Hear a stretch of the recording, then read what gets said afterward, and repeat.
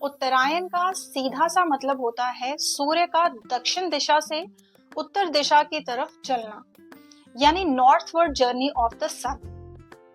Astrology और astronomy दोनों के हिसाब से जब सूर्य धनु राशि से निकलकर मकर राशि में प्रवेश करता है तब सूर्य उत्तरायण माना जाता है।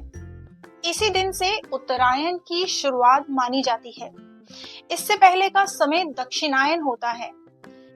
मकर संक्रांति एक ऐसा दिन है जो अपने आप में बहुत मायने रखता है।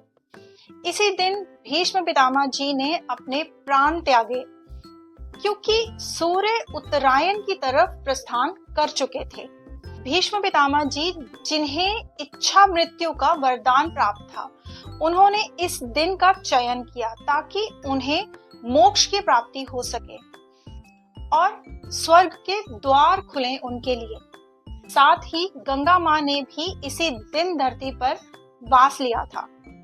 एस्ट्रोनॉमी के नजरिए से बात करें तो पृथ्वी अपने एक्सिस पर झुकी हुई होती है जब सूर्य उत्तरायण यानी नॉर्दर्न हेमिस्फीयर की तरफ अधिक प्रभाव डालने लगता है, तो दिन लंबे और रात छोटी होने लगती है।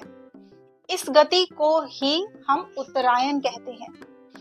एस्ट्रोलॉजी के नजरिए से सूर्य है आत्मा, चेतना, तेज, लीडरशिप। सूर्य के उत्तरायण होने का मतलब जागृति बढ़ना, नई शुरुआत का समय, क्रिया शक्ति यानी एक्शन एनर्जी का उदय। इसीलिए शास्त्रों में कहा गया उत्तरायण देवताओं का दिन होता है, यानी पॉजिटिव और कंस्ट्रक्टिव एनर्जीज ज्यादा सक्रिय होती हैं। इस दौरान कुछ बदलाव होते हैं, जैसे प्रकृति में गर्मी और ऊर्जा बढ़ने लगती है, शरीर में मेटाबॉलिज्म एक्टिवेट होता है, मन में उत्साह, क्लैरिटी और मोटिवेशन आता है। पुराणों में माना जाता है कि इस काल में किया गया दान, तप, साधना ज्यादा फल देते हैं। ईगो से ऊपर उठकर सोल कनेक्शन स्ट्रॉन्ग होता है। भगवान को प्राप्त करने का मार्ग उत्तरायण से जुड़ा है।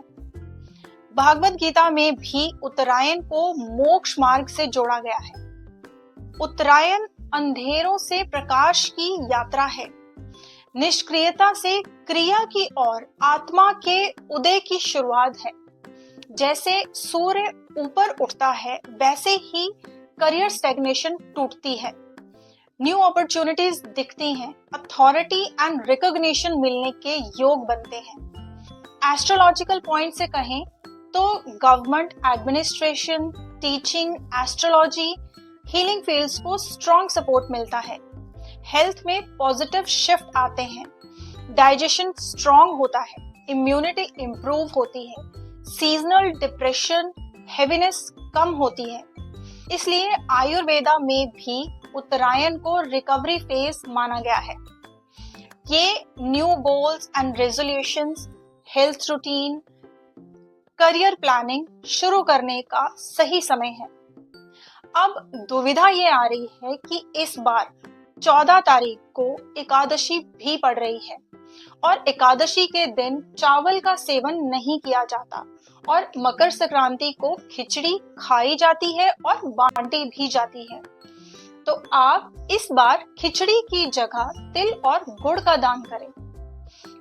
सूर्य उत्तरायण सिर्फ सूर्य की दिशा नहीं बदलता, बल्कि इंसान को अंधेरों से रोशनी की तरफ ले जाता है। ये जीवन को ऊपर उठाने का समय है। Stay connected for more. नमः शिवाय।